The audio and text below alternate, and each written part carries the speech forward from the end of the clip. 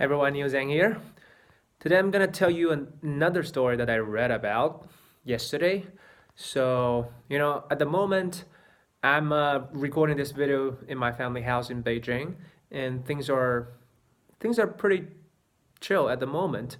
But I know if you're from Wuhan, if you're from Hubei province, things are not that things are not that optimistic, and it's pretty much fucked up over there.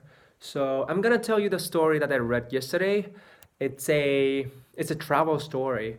So after the coronavirus outbreak, a lot of provinces in China they locked down their border, and that happened during Chinese New Year's.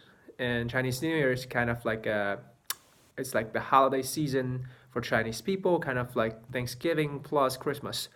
So a lot of people travel back home, yada yada yada. They celebrate with their families. So this couple, they they live in Guangxi province, and they traveled back to Chongqing, which is the hometown of the husband. So the husband is from Chongqing, the wife is from Guangxi, and they have a kid as well. So they traveled back to Chongqing, and after Chinese New Year, they were driving back home, and they started to realize that a lot of provinces have locked down their border. They had to go through a lot of checkpoints on their way back home. But that's not the problem. And so they arrived at this bridge, which it is the bridge. The bridge is right at the border between Chongqing and Guangxi province. So on one end of this bridge, they were stopped by the cop. The cop was like, "Yeah, like license, please." So they showed their license. The cop was like, "So, you are from Chongqing and your wife is from Guangxi, right?" He's like, "Yeah, I mean, yeah, we went back home for Chinese New Year. Now we're going back to Guangxi where we live." And the cop was like, "Okay, so go ahead." So he let them through. So they drove through the bridge, and when they arrived at the border of Guangxi province, they were stopped by another cop from Guangxi. And the cop was like, "Yeah, so where are you guys from?" And the guy was like, "I'm from Chongqing. My wife's from Guangxi."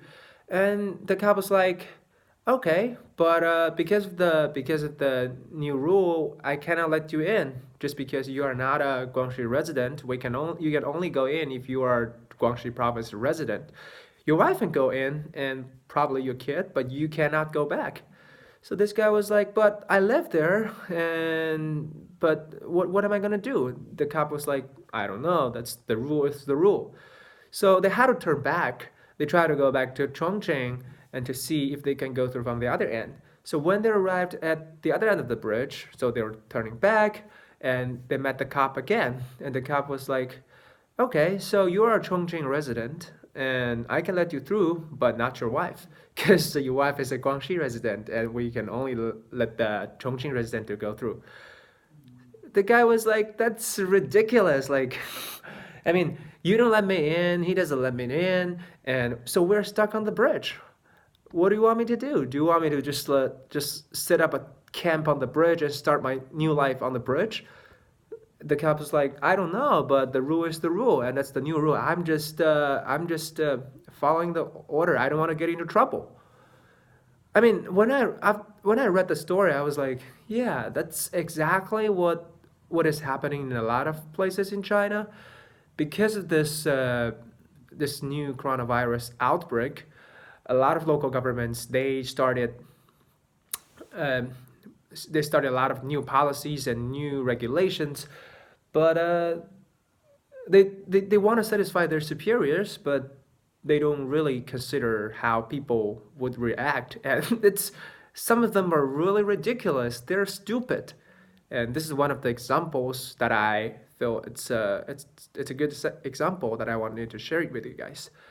And yeah, today it's probably the 14th day that I've been staying at home, and I really hope the situation will get better as soon as possible. And my dad told me a story yesterday. It's like his experience during the SARS outbreak in 2003. He was like, "Yeah, I still remember the that day when we read the news and we were told that the death toll stopped growing and nobody was infected.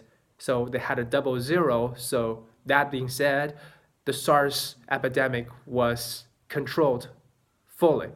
That day, people were so happy that everybody rushed onto the street. They went to shopping malls, they went to restaurants because it had been so long since people were able to actually go on the street and talk to each other. And I truly believe that the day for coronavirus, for our victory over coronavirus is coming.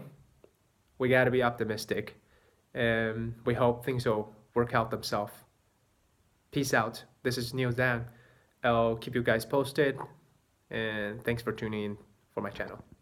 I'll see you guys next time.